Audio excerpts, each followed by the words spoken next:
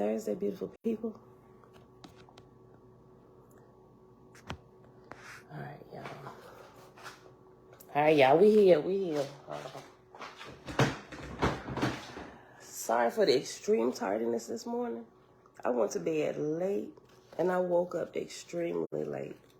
And when I woke up, my head was banging.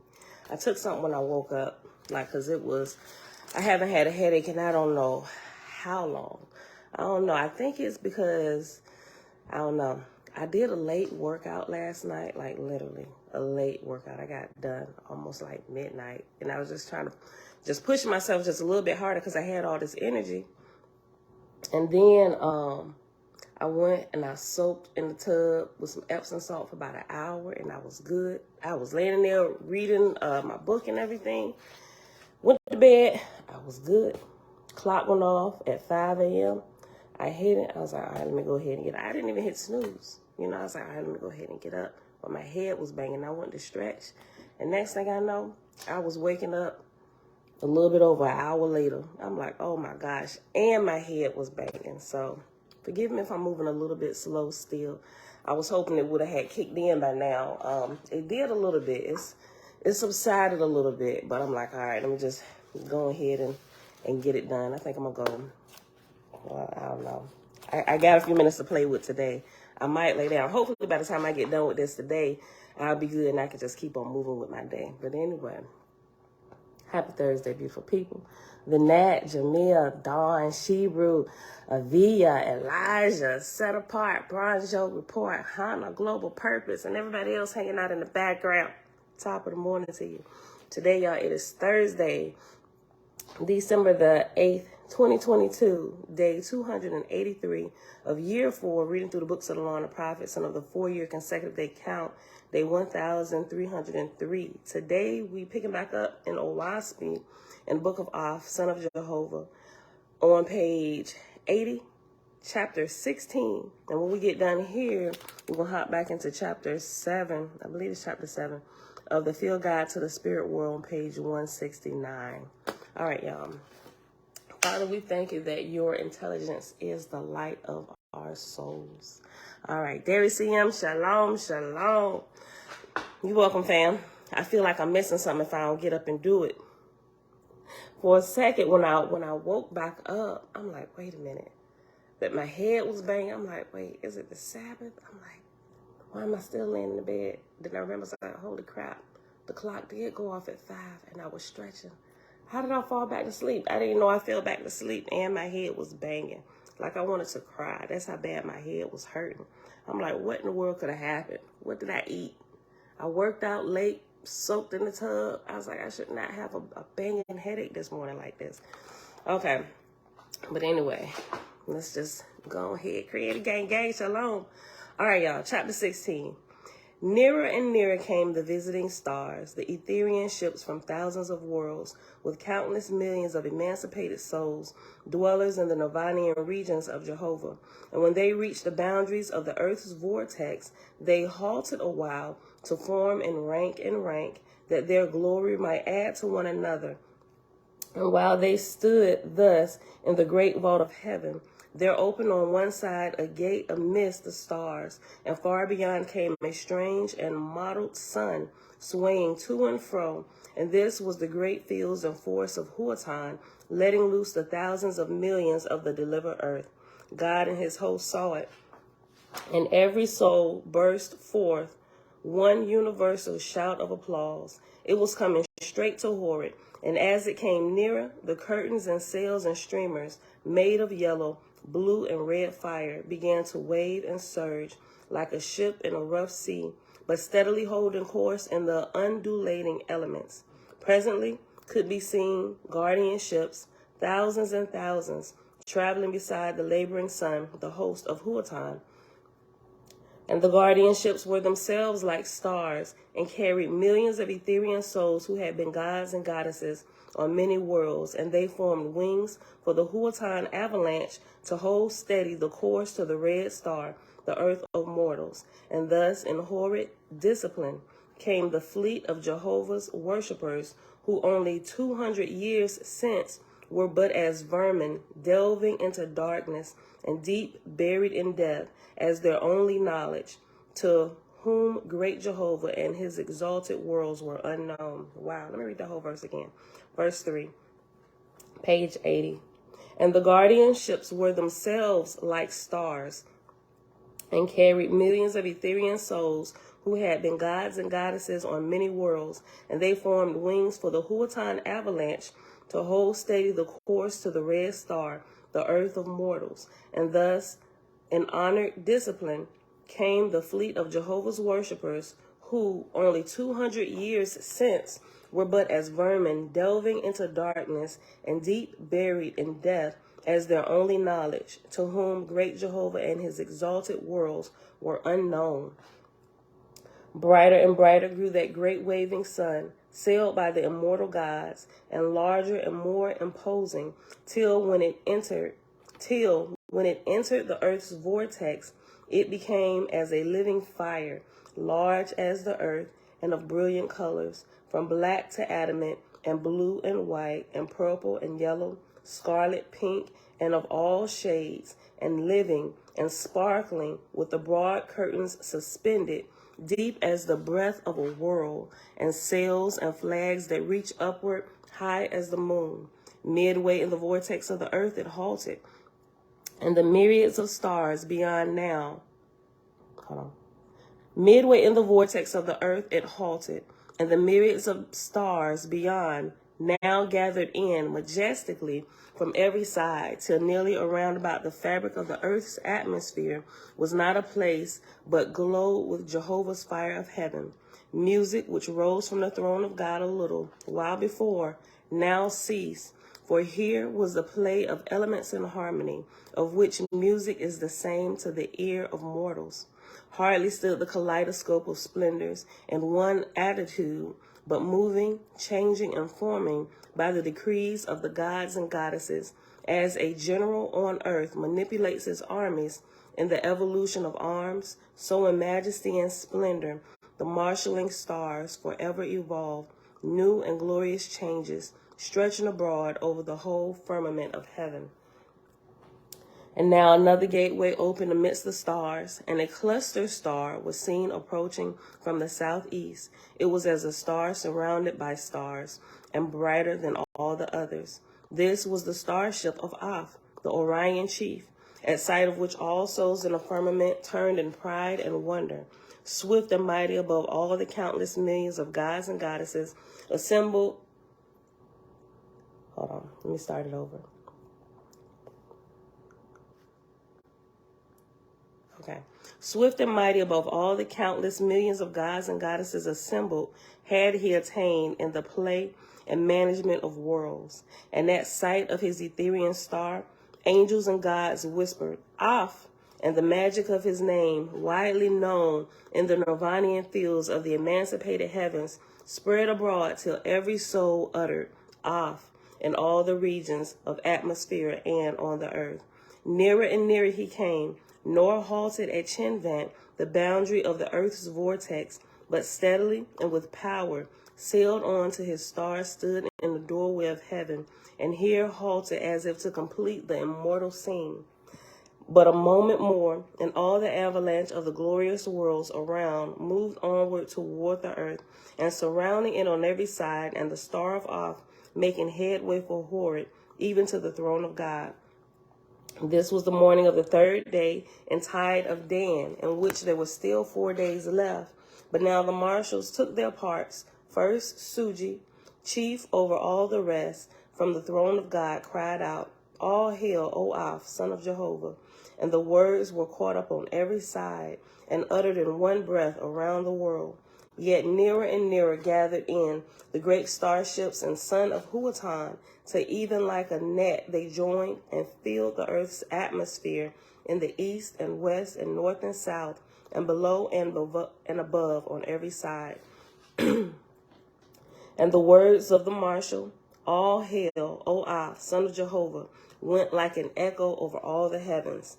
Then Oahspe's fleet drew near, and he and his hosts alighted, and he ascended the throne, saluting, saying, All hail, O Neph, God of heaven and earth. And this was also uttered by the millions of hosts. Whereupon the signs and ceremonies of the gods were briefly concluded, and a recreation of 3 days proclaimed. And the angels' hosts came forth out of their ships, or by the endless chain, sped to any quarter of the earth they desired to visit. And for 3 days and nights the visitors dwelt on the earth and in the lower atmosphere, expecting how the earth was made, its land and water, its mountains and valleys, its beasts of prey and beasts of burden, its birds and fish, and above all, its mortal people and spirits who lingered about the earth, the great storytellers who knew no higher heaven. And then they surveyed atmosphere and the works of God and his lords, their nurseries, hospitals, factories, schools, and colleges.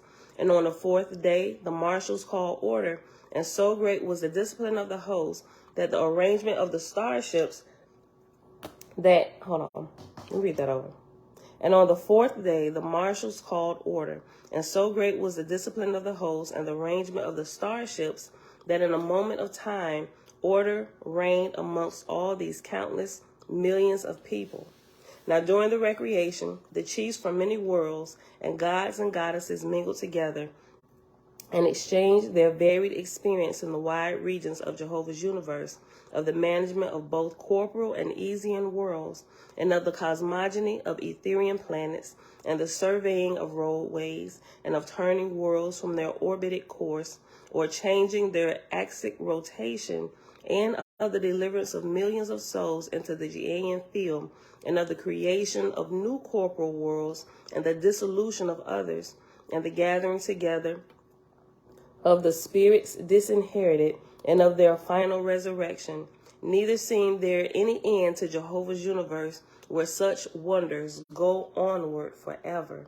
When order was restored, God commanded Flocka to rise to be anointed, and God said, "In thy name, O Jehovah, I anoint this thy son, God of heaven and earth, for the next 400 years. Guide him in wisdom and love, O Father." And God gathered from the abundance of ethic,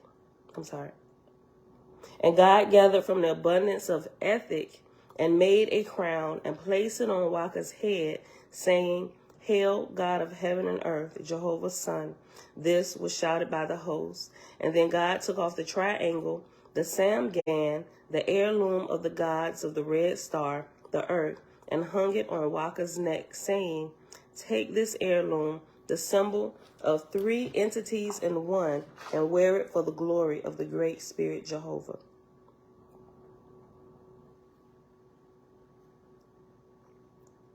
I don't know why I just thought about Waka Flocka. I was like, I wonder where he got his name from. I wonder if he read Oahspe. I don't know. Read it again. Verse 15. I feel the headache lifting a little bit more. I feel like I want to joke a little bit. Okay. I'm going to read verse 15 again. And God gathered from the abundance of ethic and made a crown and placed it on Flocka's head, saying, Hail, God of heaven and earth, Jehovah's son. This was shouted by the host. And then God took off the triangle, the samgan, the heirloom of the gods of the red star, the earth, and hung it on Flocka's neck, saying, "Take this heirloom, the symbol of 3 entities in one, and wear it for the glory of the great spirit Jehovah." To which Flocka, now God, answered, "Thy will be done, O Father, creator and ruler over all." And all on the throne stood aside, and God, Flocka, ascended the throne and sat in the midst, whereat the Esenars chanted, and the hymn sounded around the whole earth. Then Oahspe, son of Jehovah, spake, saying, "In 400 years, O God, I will come and deliver thee and thy hosts, and thy lords and their harvest for the glory of Jehovah, the unapproachable Almighty." Amen. And now Oahspe went and sat down at the foot of the throne, whereat God came down according to custom, and took his hand, saying, "Arise, O God, son of Jehovah, and go thy way." And Oahspe rose up, saluting, and he and his attendants, And Oahspe rose up, saluting, and he and his attendants departed and entered his starship. The Essenes chanted, the trumpeters played, and the solemn march of Jehovah's sea of fire sounded from heaven and earth. The marshals now put great works in order. Neph and his attendants were stationed on the right of Oahspe in a ship new built. Next to him, the ship of his lords and their attendants. After them, the marshals from the different divisions of the earth and atmosphere. Next to them, the ships of the messengers, then the factors, then the nurses, then the physicians, and so on. And finally, the divisions of earth rays, who were now adjoined to the sun avalanche, being the same rank. And these comprise the harvest of Neph for Jehovah's emancipated realms, and the number of souls exceeded all other harvests raised up from the earth. And now had come the time for the ascent. And Oahspe said, give us of thy power, O Jehovah. And his words were echoed in all places in heaven and on earth. The plateaus trembled and oscillated. Again, Oahspe said, of thy power, O Jehovah, arise, O heaven. Arise, O heaven. And the plateau of the sphere started from their foundations and slowly moved back and outward from the earth. The Essenes played the march. The Etherians tore off strips of fabric and threw them down in Horeb, and then formed flowers and leaves and perfumed them and cast them out to fall in the lower heavens. Outward and outward the Etherian world moved, and then parted the breadth of the earth, and then rose slowly upward. Presently it turned on its axis and was yet one entire world, but with its rotation, the different stars began to individualize and separate, all save the harvest of Neph, which was the central figure, led onward and upward by Oahspe, son of the Great Spirit. Faster and faster rose the glorious scene, and more awful and sparkling with splendor, nor could one from Horeb scarce look upon the dazzling light, but higher it rose and onward toward its far-off destiny, till it disappeared in the firmament above. And we're about to read the last chapter, and then we're going to hop over here to the Field Guide to the Spirit World. Tabitha, shalom, shalom. Dawn, I said hey to Dawn earlier, right? BC, shalom, shalom. Nazarene is sing, Grand Rising. Uncle JP, Grand Rising. Tony, Great House, shalom. Nene, shalom, sis. Animalistic Nature, shalom, shalom. It said put a little bit of baking soda in your glass of water. It'll help hydrate your intestines and your brain, and it should help you feel better. Thank you for that, because I'm thinking I might be a little bit dehydrated, right? Because like I said, I got a mosquito bite. They bit me. I was out there in the garage. It's crazy. I know y'all can see it.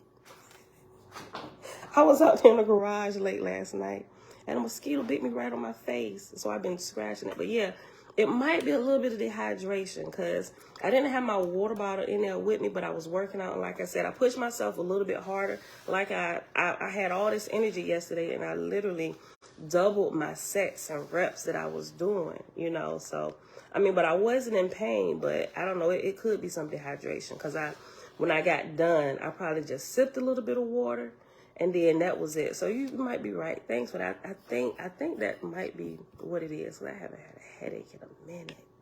All right, so let me read chapter 17. But yeah, it's definitely lifting a little bit more. All right. But I got some water before I started. I was like, I don't know what is wrong. But I did drink a lot of water. I took some Motrin, and I ate a piece of fruit. And I'm like, okay, I don't know what in the world. But I think, now that you mentioned it, I think that's what it is. Could be dehydration. Where's my water now? I left my big bottle that I normally have with me. It's upstairs. When I say I was hurting, that headache, I wanted to cry. Because I used to have migraines a lot, right? Before I removed the meat out of my diet, this felt like a migraine. I don't know. And that shouldn't have happened just from one workout overworking myself. And then again, it could have, I don't know. But I could have been drinking a little bit more water than I have been the last couple of days. So it's probably the culmination of a couple of days of not hydrating myself enough, True, lack of sleep will give you that too, right? Because I probably, yeah.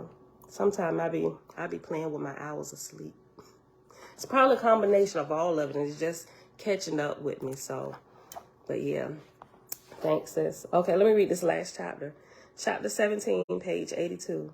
Now was atmosphere like a new heaven stripped of visitors and ready to resume labor after a glorious festival. So God at once dispatched all hands to their places, and the factories, schools and colleges, nurseries and hospitals were once more alive with willing workers. And Horeb prospered in every department, and so also did the departments of the lords on earth, and mortals also prosper under the light of the Great Spirit. For 400 years God reigned in heaven, and his lords under him. And the second Dan of Oth fell upon heaven and earth. So God appointed Anon as his successor, and now Oth and his attendants came to deliver God, his lords and people prepared for their resurrection up into Ethera. And the number of Jehovah's harvest was 1,000 million souls. And God, Anon, reigned his time, and his lords under him, and they were also delivered by Oth, but by proxy. And the harvest of Jehovah was 800 million souls. And his successor, God of Horeb and Atmosphere, and his lords fulfilled their Dan, and they and their harvest were delivered by the proxy of Oth also. And the number of souls delivered was 600 million. And Jehovah commanded Oth to commit Atmosphere and the earth to the successors of Razan of Garowista and Ems of the Etherian phalanx of 80 Ardoth. And the next harvest of God and his lords was 200 million souls. After that, the earth passed into Aji of Urkstan for 800 years, and the light of the upper heaven was lost to the earth and atmosphere, so there was no harvest for the Etherian realms. And because of the darkness and atmosphere, it began to fall in Hada, and the 7 entities of Tetrax took root in Horeb and overspread the dominions of God and his lords.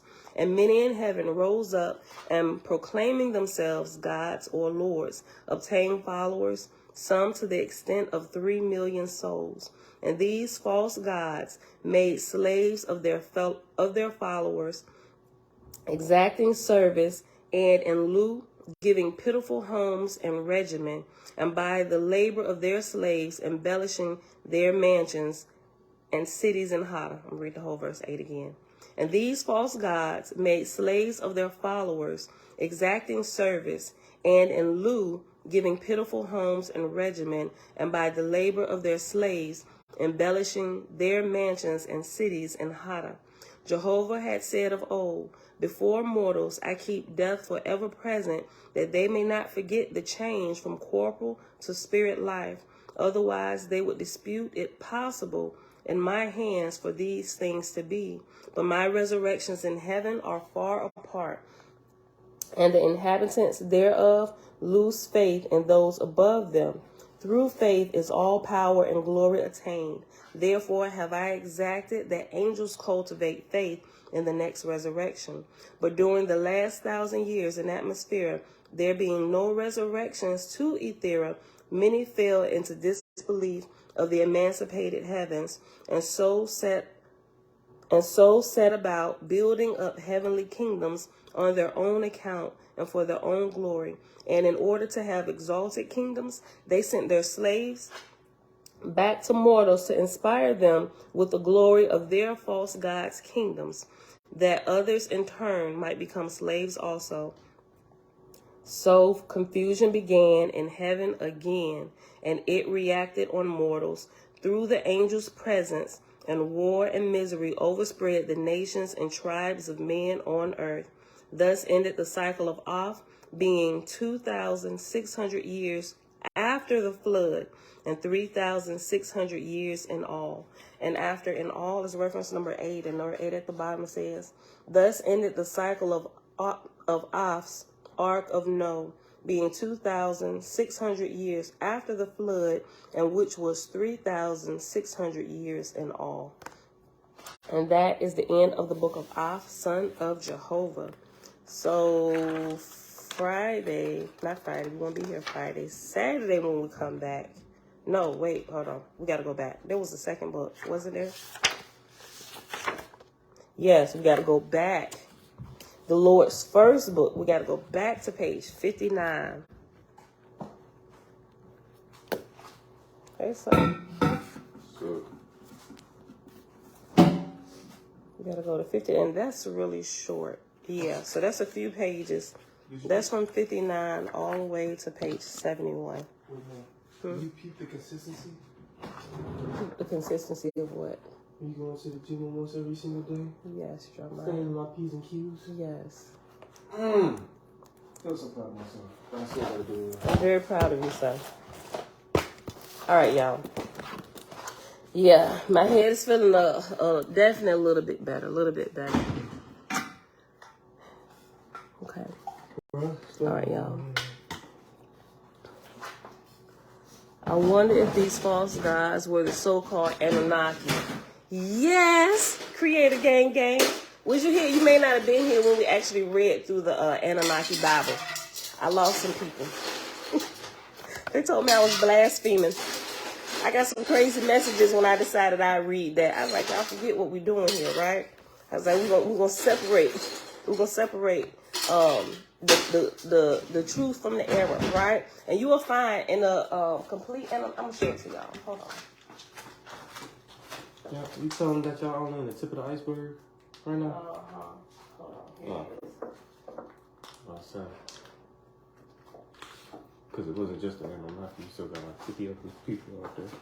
They got you. Okay, so this is the complete Anunnaki Bible that we read. We also actually, before we read this, we read the Lost Book of Enki, right? So we read that, and it was really, really interesting. As when you read through that, the Lost Book of Enki, you will find a lot of stories that you find in the Bible. And the Anunnaki Bible is way older than the Bible. Remember, the Bible is the newest religious book on the block, so to speak. Aside from these little one-offs that they doing, little Bibles that they basically a spiritual poltergeist. What? The spiritual poltergeist, my personal way of putting it. He said my personal way of putting it. He said it's a spiritual. What? A lot of people on the P's. Listen, man. You said the Bible's a spiritual poltergeist? Yep. There's no getting out of that one. He said, yeah, no, there's no getting out of that one. Okay, so Jeremiah calls the Bible spiritual poltergeist.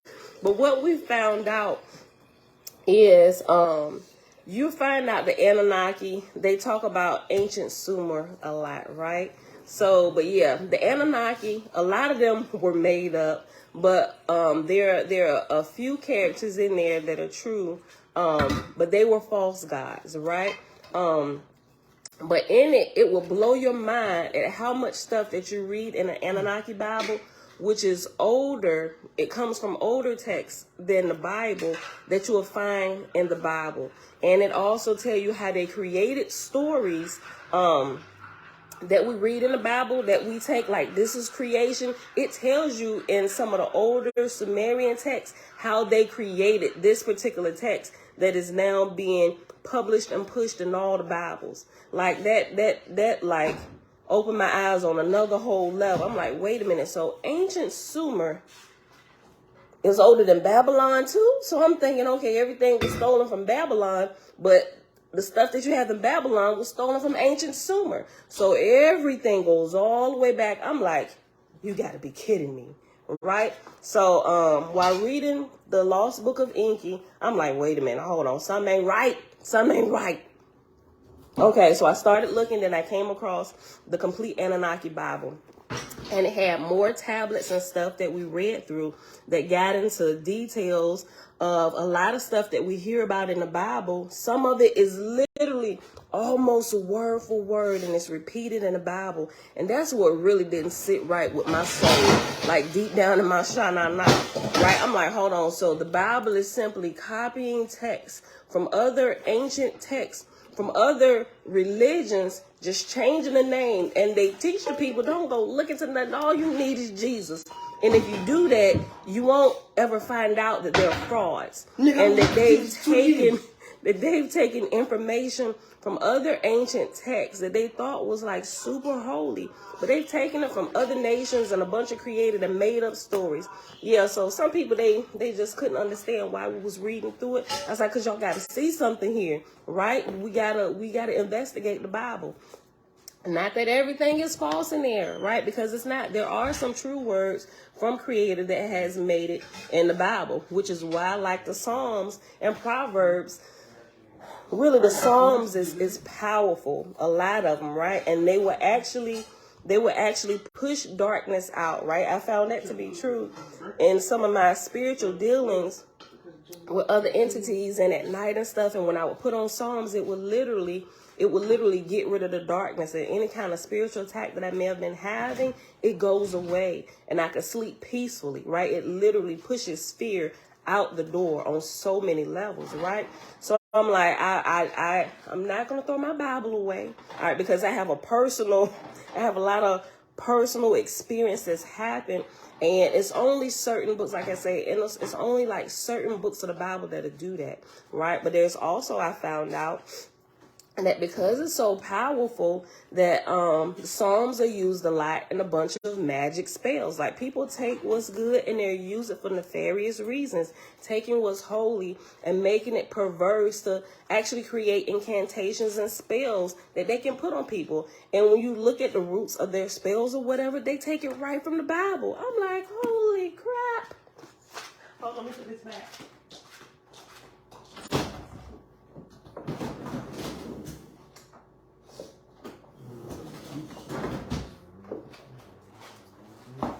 So, but there is there was a lot of interesting information in there, right? So I learned a lot about ancient Sumer while we were going through the Anunnaki books and stuff, because there was a bunch of videos I used to see. They're not popping up in my newsfeed anymore because I'm not actively researching them like I was before. I think the very first time, and I joked this girl, it was a black girl. I had never really heard anybody black, so to speak. And it's not to be racist towards anybody, but I had never heard anybody black talking about like being taken out of here, like to another planet, talking about the Anunnaki, right? And like she was super hyped, and I'm like, what is this girl talking about? And what is this? And I couldn't pronounce it. I was like, how did she say Anunnaki, you know? So I started looking. So I was like, this has got to be a spoof video or something. That's what I was looking at, and I was laughing the whole way through. I was like, no, sis, she got to be a comedian or something, the way she was explaining it. But I actually started looking into it. I'm like, oh shoot, there's like a whole like this is a thing. And so that's why I started being introduced to who the Anunnaki were and everything. And as we got along in our reading, I was like, we've got to read this. And we read through, like I said, the Lost Book of Inky first. They got so loud. Hey, both of y'all, chill. No, that nigga always lazy. What you talking about? Look, y'all better figure it out. Y'all, I'm live and y'all fighting over what? Who's gonna take the trash out? I'm trying to hurry up cook before I join class. Take the trash out. Y'all, well, if one of y'all would have did it last night, y'all wouldn't be having this conversation this morning. Somebody better figure it out. Did he take them out last time?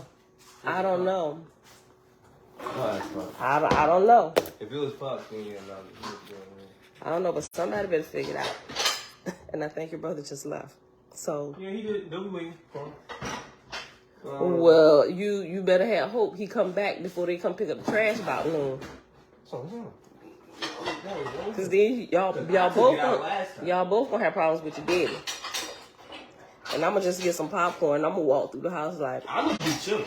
I'm okay. Cause I know what come on, shalom. Windows, shalom. Okay, let's go back. Let's go. I didn't even start this yet, did I? Okay, so yeah, that's how the whole Anunnaki thing, we started getting into that. When did they come? When did who come? When do the trash come? I said about noon. That's when they come. I need a time check. Do it before you join your class. But recycles. 8 o'clock. Well, I guess you better move a little bit faster because the recycling, they come around about 9, like clockwork. So It ain't gonna take you that long. Just take them, pull them out to the curb. Okay, Tootie, what you doing? No. All right, no. Don't download that. Quit downloading games. I deleted stuff. You need to use it for school. Okay. Yeah, so, who was that asking that? Was it Creative Game? Oh, no. Yeah, false. Yeah, so they're false gods. Yeah, a lot of them were created, but there is, and I remember the exact names of the actual ones that were real, but they had a big hand in creating a lot of this stuff, even these flood stories and stuff that were passed down and through the Babylonian Enuma Elish, however you pronounce it, and then that was taken and then put into the flood story that we have in the Bible, right? But if people don't ever study or go past what their pastors tell them, they'll never figure it out, and they wonder why they lack power. So, hit and miss. I'm just saying. Okay, page 169. We'll take a, how long is this? Committed. Oh, we jumped ahead and we read this with Kevin's question.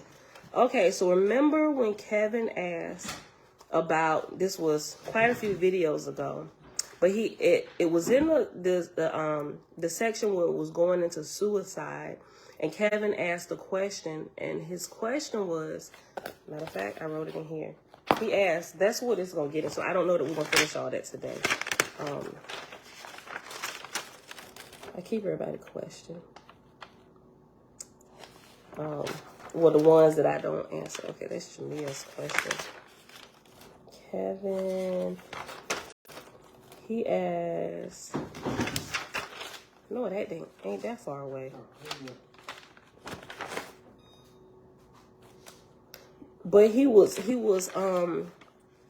said he wondered if the self-cutting was,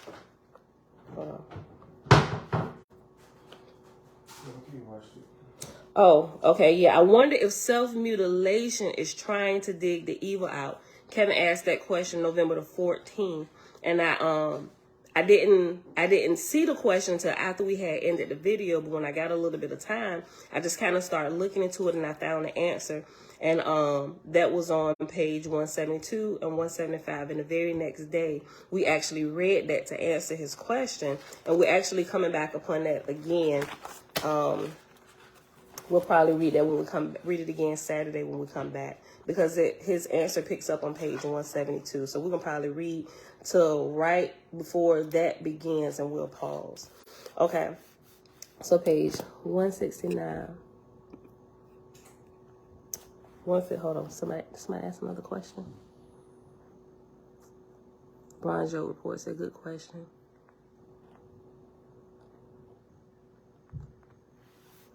No. Okay. Is Jeremiah going back upstairs? I would tell him what you said, but he, Tablet said, the brother who brings spunk to the chat. Shout out to you. Oh, what Kevin asked. Okay, Brian Job. Okay. Yeah, it was a good question, right? So it is literally answered in detail about that. And that was good the way Kevin, he termed that. He said, I wonder if self-mutilation is trying to dig the evil out, right? And literally it was. And we gave examples about how people who cut themselves, right? They're not necessarily cutting themselves because a spirit is driving them to cut themselves. But in a lot of instances, they cut themselves to bring them out of that sunken place that they feel themselves falling into. And the only way they can jolt themselves back to themselves is to do something self-mutilating, because pain brings them back, right? And so this is going to get into that. And it was, I used Split as an example of that with Kevin and his mother. So we'll get to it. Okay. Page 169. We ended after the Sam Sagan quote. All right, so it picks back up with anorexia.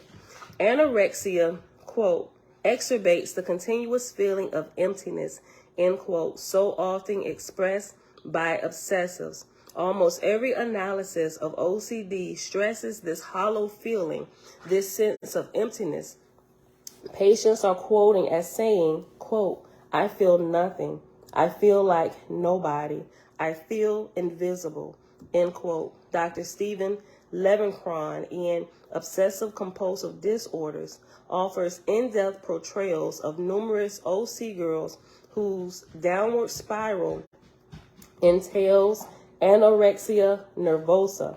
Nina Catherine, Laura, Alice, Diane, and others.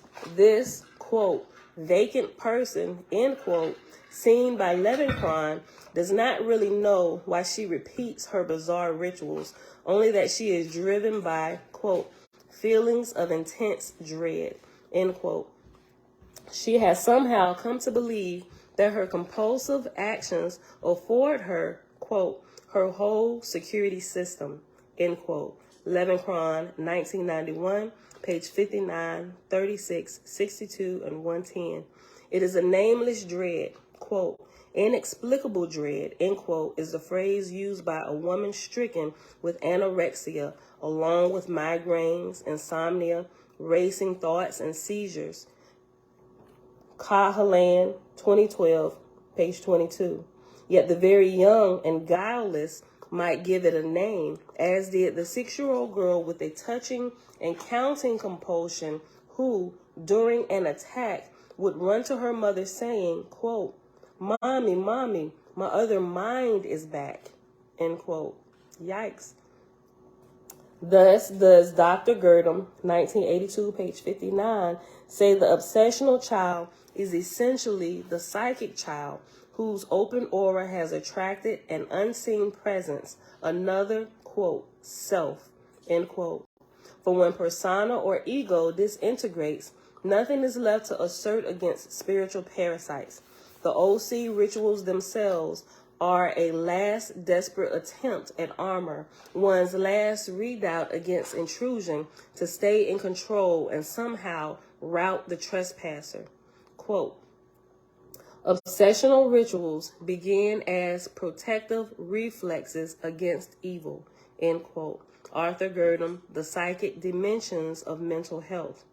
There are times when the patient himself furnishes the clearest analysis. Quote, I was a very scared little boy. I had a sense I was being manipulated, end quote. This OC's strategy then was to, quote, counter bad with good. Offset, I am on my own against terrible forces. The rituals must be strong. If you're weak, the forces of evil will triumph. Resist, fight, end quote. Rappaport, 1989, page 55. Set up something meticulous, mechanical, or exhaustive to counteract the encroachment. Say constant washing or counting, repetitive motion, all-out exercise. Rooted in time, the sequential process of exercising, walking, running, and all of OC rituals is seen as a defense, a tactic against the timeless grip of the dreaded altered state. The first hint of nameless dread, the first inkling of arousal into ASC prompts the repetitive linear activity, anything to avoid being sucked into the timeless vortex. It's a dodge, a trick, a ruse. With the possessed boy Jamie, who feared the all too familiar impingement signaled by chest pains and earaches, a solution was recommended by the priest. He taught the boy a diversionary tactic, lengthy repetitions of the name of Jesus over and over again in this manner through the alphabet. Actually, when it says Jesus, it actually is in all capital letters and it spelled it out. It says, lengthy repetitions of the name Jesus, J-E-S-U-S, over and over again. In this manner, through the alphabet, he was to recite A, B, C, and so on up to J, then A, B, C, and on to E, then A, B, C, and on to S, and so on. It was a, quote, means of blocking the possessing influence, end quote. Martin, 1976, page 253 to 54. Dawn said, in psychology, we say people cut because they don't know how to release feelings. often feel numb and need a release of emotion and feel something, anything, even pain. There's definitely a spiritual side interference. Yeah, that's good, Dawn. Right? What you just said. That does kind of allude to this too. Okay, I'm gonna keep reading. That was good though.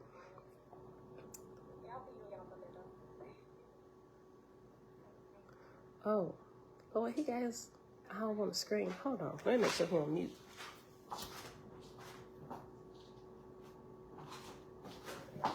Okay. He's trying to make him some breakfast, but his class is online today. He got one sit-in class and one online, but online they're required to be online at a certain time every other day. And I see all his classmates. I just want to make sure he was on mute. His class playing. He not in his phone in here with his class playing and his teacher up here, but he not in the kitchen. Boy, I tell you. I ain't gonna snitch on him though. While spirit possession is almost universally scorned by the psychiatric profession, the wording of OCD specialists actually comes awfully close to descriptions of malign invasion. Dr. Rappaport, for one, defines OCD as always involving the, quote, persistent intrusive idea, thought, or impulse, end quote, while the ritual itself or the thought, quote, is seen as alien, end quote. Rappaport further notes that, quote, the word obsession comes from the Latin obsedere, to besiege, and indeed these patients are besieged, truly possessed. These people had a foreign body in their otherwise quite sensible minds, end quote. Rappaport, 1989, page 238 and 80.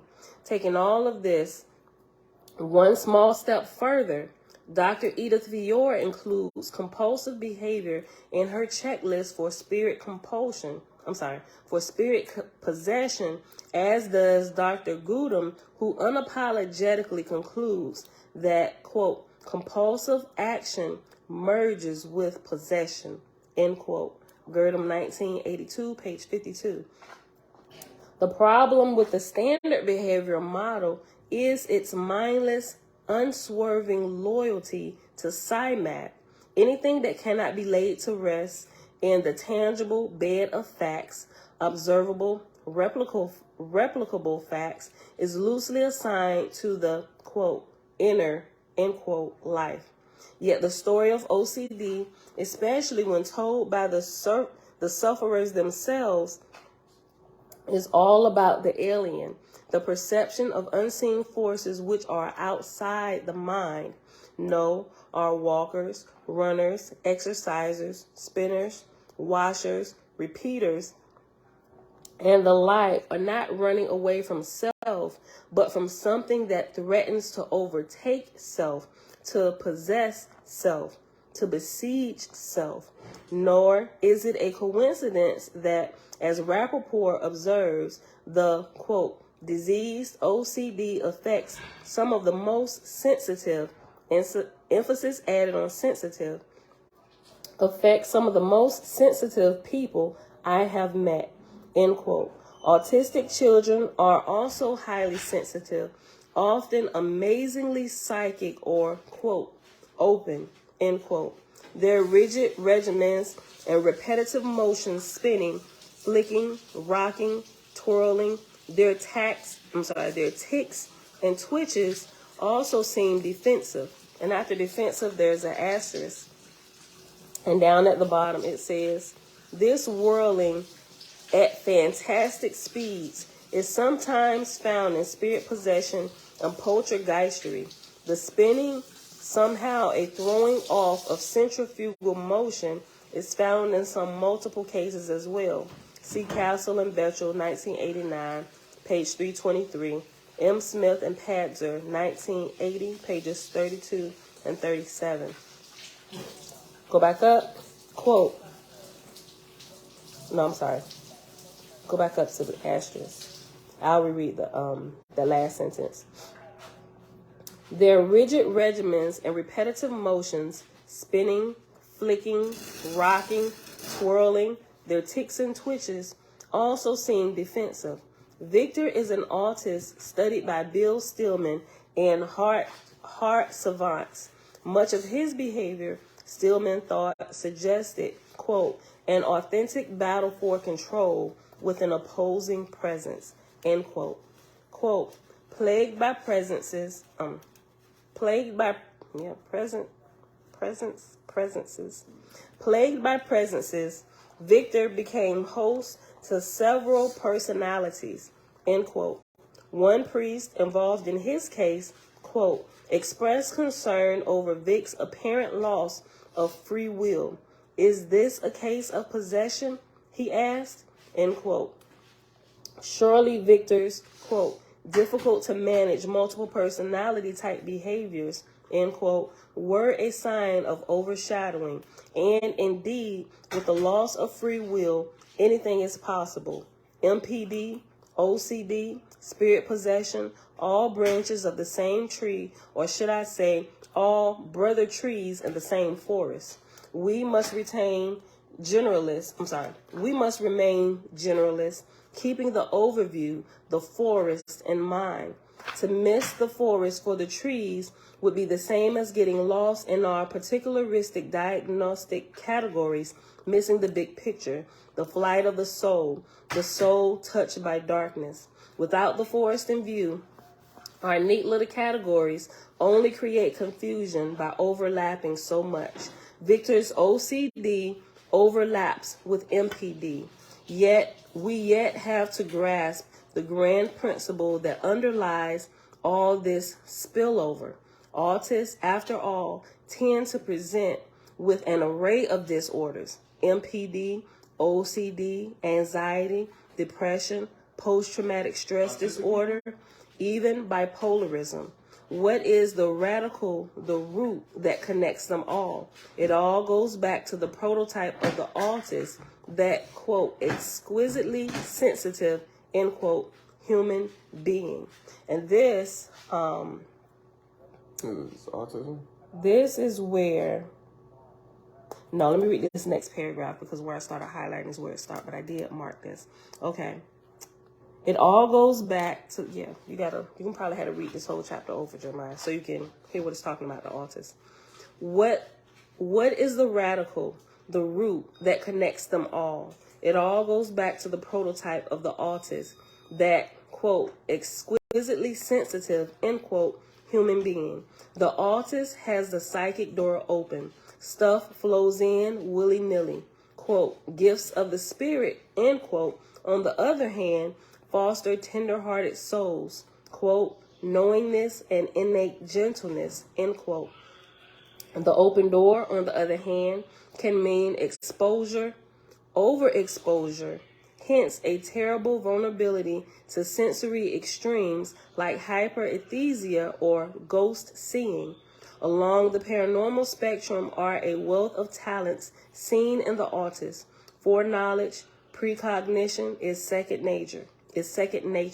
Clairvoyance is just as common, as are telepathy and mind reading. Communing with angels, quote, capacity to perceive all things seen and unseen, end quote. W. Stillman, 2006, page 6. And right here is where we began reading. And we're only like 53 minutes, so maybe I will read a little bit of this, and we'll take it up to the hour point. I'll read just this first portion of it, and we're gonna have to pause right here. Okay. On the downside are serious difficulties like mutism, the suicidal urges, and self-harm, like Victor and other autists who sometimes, quote, committed acts of self-injury, end quote. The OCD specialist, Dr. Stephen Levenkron, speaks of Lauren's, quote, self-mutilating behavior. With over a dozen scars on each arm, Lauren explains her reason for cutting herself. It's a distraction strategy. Quote, what makes you cut yourself? End quote, the doctor asks. Quote, most of the time, all the other stuff, you know, the rituals, the exercises, they use up enough energy so that this doesn't have to happen, end quote. But what do you get from cutting yourself, end quote, quote, pain, end quote, quote, what does the pain do for you, end quote, quote, it brings me back, end quote, quote, it brings you back from what or where, end quote, quote, it brings you back from being away from yourself. When I feel like I'm going to lose myself, there is no other way I can explain it. I feel myself drifting away from myself, and the pain brings me back, end quote. Levincron, 1991, page 50. I became more aware of cutting when I found out that two of my neighbors, both young men, were cutters. How rare could this be? I wondered. When I hit the books, the first thing I noticed about cutting and self-mutilation is that it knows no bounds, no territory. Cutters inhabit almost every psychiatric domain: OCD, MPD, possession, depression, bipolarism, ASC, Satanism, and even Christian sects that go in for self-flagellation and mortification of the flesh. So here again is a world of overlap, begging for a comprehensive view. And after depression, there is an asterisk, and it says, like the news story about a 14-year-old suicide who had been on depression medication, the Ohio 9th grader was a cutter. And also, if y'all had a chance, or y'all chose to watch through the series Evil, I'm still in the first season. I had to take a break. But if you go through there, in the very first episode, the priest in training, the black dude, when he goes to talk to the lawyer whom he had just found out had been released from her position in her cases, he wanted to bring her on. Yeah, they know. I already said this before, but I just want to remind them of what he said. And Jeremiah said spoiler. So spoiler alert if you haven't started watching it yet, right? Evil is this series where it goes through, and it has a lot of cases that they're solving, supernatural, spiritual cases, cases of demonic possession, all these things.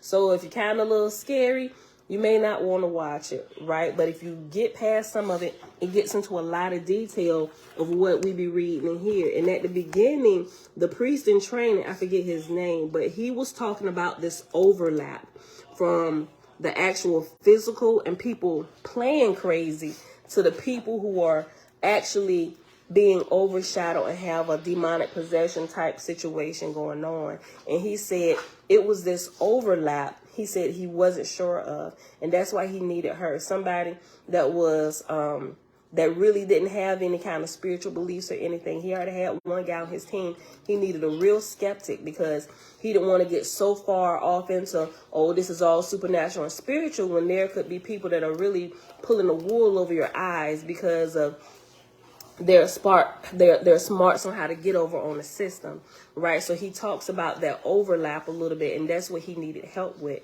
So somebody who was real spiritual like him, who spent his time studying this, but he also needed somebody from the outside looking in that questions everything. Wait a minute, that's a bunch of crap. Let me tell you how this could be reproduced. They playing you. Wait a minute, no, this is not spirit possession. They just want to get off this charge of murder, right? And so some of these things we found that these two, you got a guy that's a high-tech guy that can go through and debunk miracles or certain phenomena and spooky things with his understanding with technology and doing things. And he found a lot of cases to where they were doing that, right? And they was just playing people. There wasn't a haunted house.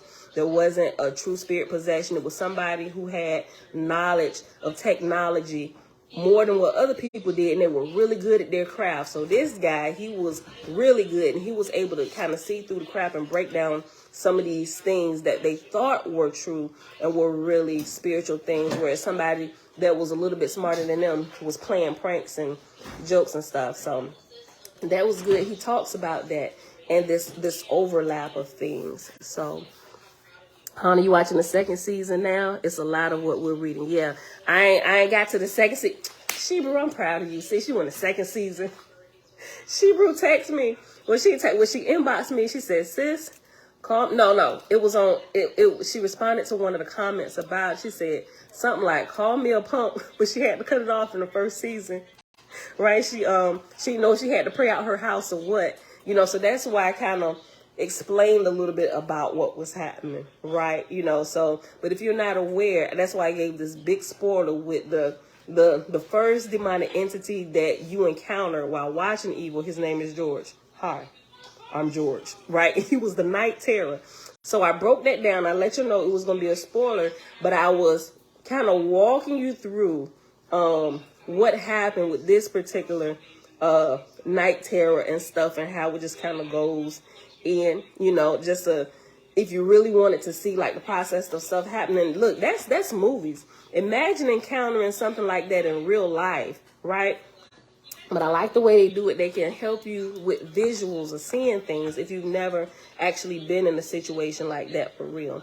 So, but it's really good. Like I said, I'm still in season 1. I'm almost at 2. I'll probably get to watch a little bit more this weekend. But yeah, it's really good. But it's a little scary, so to speak, if you're not used to looking at things like that. And I wanted y'all to watch it for educational purposes only, not to be entertained, but watch what's being done and what they're showing you based on what we've been reading and learning about the spiritual realm. All right. Okay. So I'm gonna pause here at the bottom of this page. Let's see. Let me go back to this sentence. I'm gonna just read this paragraph, the second paragraph. Hold on, wait a minute. I became more aware of cutting when I found out that 2 of my neighbors, both young men, were cutters. How rare could this be? I wondered. When I hit the books, the first thing I noticed about cutting and self-mutilation is that it knows no bounds, no territory. Cutters inhabit almost every psychiatric domain: OCD, MPD, possession, depression, bipolarism, ASC, Satanism, and even Christian sects that go in for self-flagellation and mortification of the flesh. So here again is a world of overlap begging for a comprehensive view. It was a bit of a shock, though, when Major David Morehouse began cutting himself. In his stunning and highly recommended book, Psychic Warrior, this decorated officer tells his own story with great candor, how his helmet was hit by a bullet, how the resulting ASCs made him a perfect candidate for the government's secret experiments in remote viewing and psychic espionage. But with his, quote, mind's eye open, end quote, or his third eye, the haunting images were unstoppable and the OBEs uncontrollable. I got the superb phrases, quote, in the ether, end quote, and, quote, touching the darkness, end quote, from David's brilliant testimony. There were nightmares and depression. Worst of all were David's fears of harming himself or others. His hands trembled even thinking about the awful vision he had of killing his entire family. And then there was the cutting. He pleaded with the army psychiatrist, quote, why would I cut myself, end quote. Was it the dark ones in the ether? The doctor hedged, quote, you mustn't let yourself believe that something came out of the darkness and lacerated you. That just can't happen. I believe that the images that come freely to you are messages or symbols from deep in your limbic system, end quote. Morehouse, 1998, page 511 and 272 through 274. Man, unless some type of ghost or demon try to put in the car like old cuss or something, like, go somewhere with that cringy stuff, nigga. Chill. Quit. Oh, I am so sorry. Say ninja or something. I am so sorry for y'all people of pure heart. I am so sorry. We still working on him. Sometimes he got it together, and other times it's like, boy, I'm sending you back to the ghetto. I am so hurt. Let me finish this last paragraph. Page 174. And so it's back to the almighty brain for the answers. And at least according to David's doctor and all her comrades in orthodox psychiatry, The cutters themselves, though, no different. The super multiple Jenny, for instance, knows it is the dark ones, starting with her alter, Wanola, quote, who did things to Jenny, burned her and cut her, but people thought Jenny did it to herself, end quote. Spencer, 1989, page 218. Cutting is not unusual in MPD. One of Cameron W.'s alters, quote, found the X-Acto knife and / made 3 deep gashes in my right arm, end quote. West, 1999, page 162. Quote, every time I hurt myself, end quote. Averred Beverly R. Another multiple, quote, it was always very quiet and methodical. I know now it was one of my inside people hurting me, end quote. Susan A. also cut herself. She comments on her changing attitude towards such, quote, self-destructive activities, end quote, upon meeting other multiples and seeing, quote, their self-inflicted wounds, end quote. Cohen et al., 1991, pages 54 and 130. Yet another multiple, the therapist asked to see her arms. They were covered with grooves. Quote, it looked like a miniature plow field, end quote. Schoenwolf, 1991, page 22. Quote, he would cry out and cut himself with stones, end quote. The book of Mark, chapter 5, verse 5. And this is where we're going to pause at for today, y'all. So we'll finish this up. Like I said, this continues to go on. We read all of this section before when we were answering Kevin's question. We just want to pause right here, and we'll pick this back up Saturday when we come back here and finish reading the rest of it. Because some of it we didn't read, but even when we were answering his question, I just picked a point to stop at. But it's going to continue going on talking about this, just in case you haven't read ahead, if you haven't listened to the book yet. So let me put mine. Page number here, 80.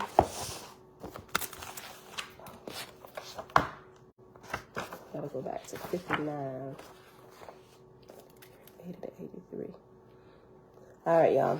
Thanks for hanging out late with me today.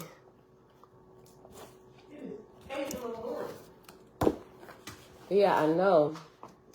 I was real late today starting. I had a banging headache, and I had to give myself some time to let it wear off a little bit. Yeah, because I was like almost in tears.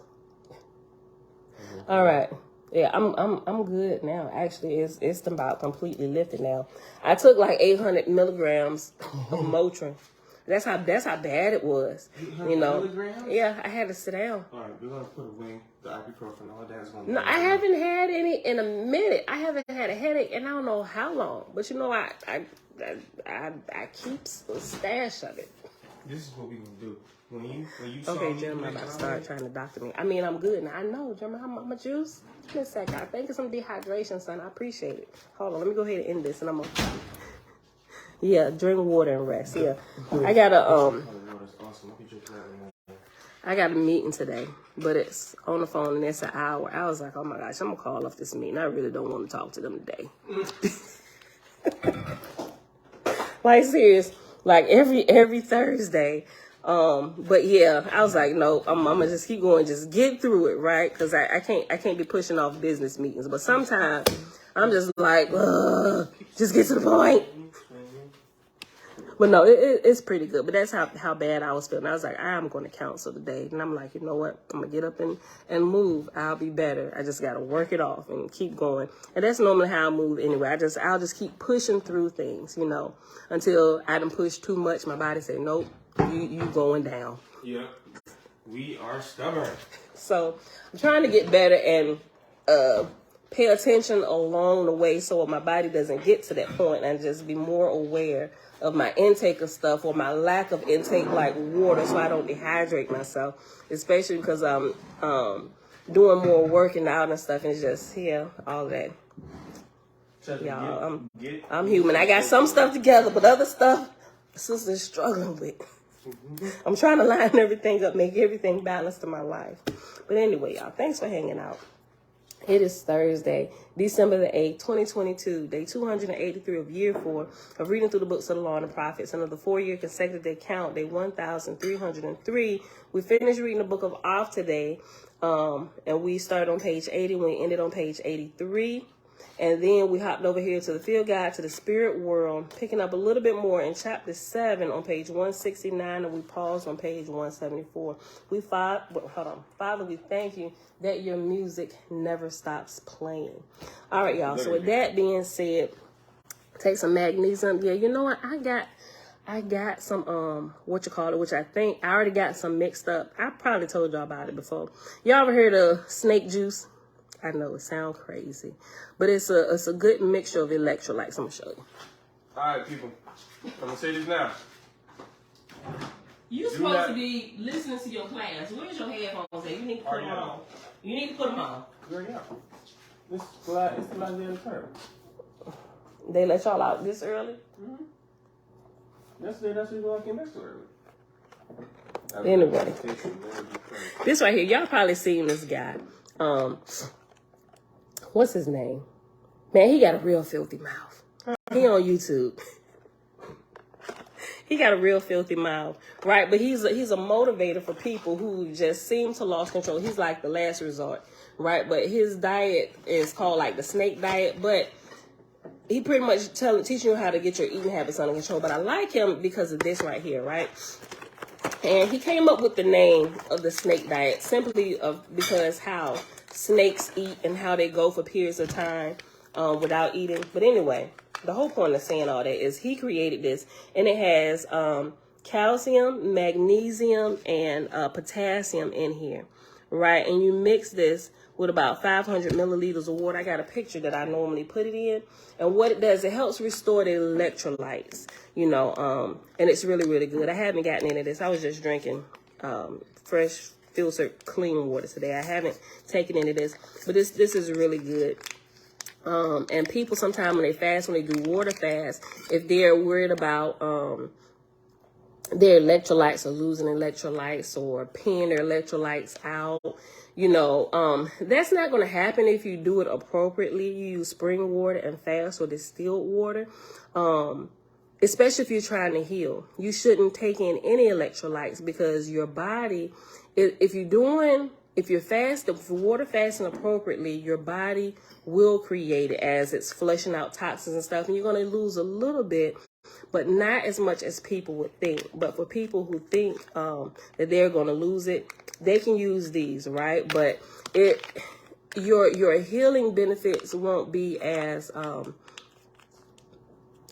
great as they would be if you just didn't give your body anything to process, right? Because your body's using up energy. Whatever intake you get, your body's directing your energy towards your gut.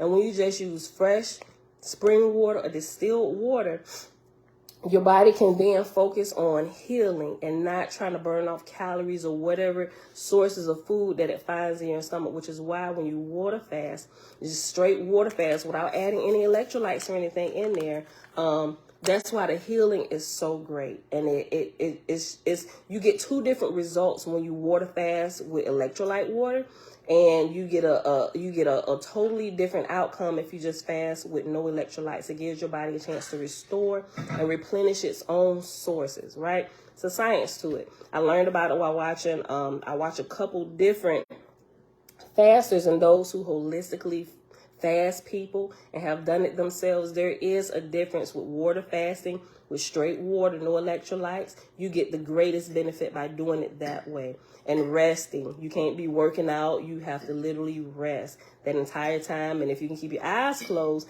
and that's what I'm working on. That's the part I ain't got to. Even your vision can be restored because I don't plan on wearing glasses the rest of my life. I really don't. I really want to heal my eyesight. And I notice that when my prescription gets stronger, it makes my eyes worse. I'm like, yeah, we not doing this, right? So, but when you're water fasting, if you wear glasses, they recommend that you keep the glasses off as much as possible, right? In a perfect scenario, you shouldn't have to go anywhere for whatever period of that time is and rest the entire time and keep your eyes closed as much as possible, because it goes and it heals if you got cataracts, any glaucoma, it helps to heal all of that. And by the time you get fasting, depending on how long you fast, you're going to need to get an updated prescription that's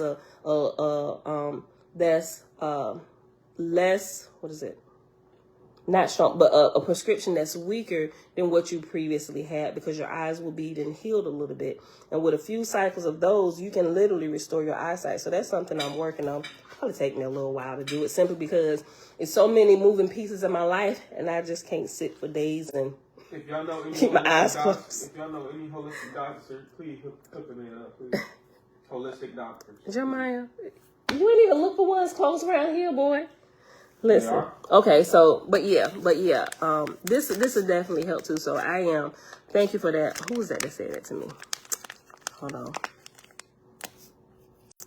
Somebody said something about it. Is another way to get your eating habits down? Nazarene is saying, yeah, so I am. I'm gonna get some of this. And this will work like almost immediately. But also, if you're fasting, and you're taking something with electrolytes, because your body will be getting some of the things that it would need, like people that they just can't sit still and they absolutely have to work out, then that's when you would fast taking electrolyte water, because you're going to need to replenish those things that you're putting out. And that whole tiredness phase, you don't go through when you fast with electrolyte water, right? So, but there you have to understand why you're fasting, what you're trying to do, and that'll depend on whether you do straight water or water with electrolytes or stuff in it, right? It's like a whole science to it, but you gotta just learn about your body and what happens to it in different things, right? All right, but that's it, y'all. I'm gonna go ahead and get out of here. I love y'all.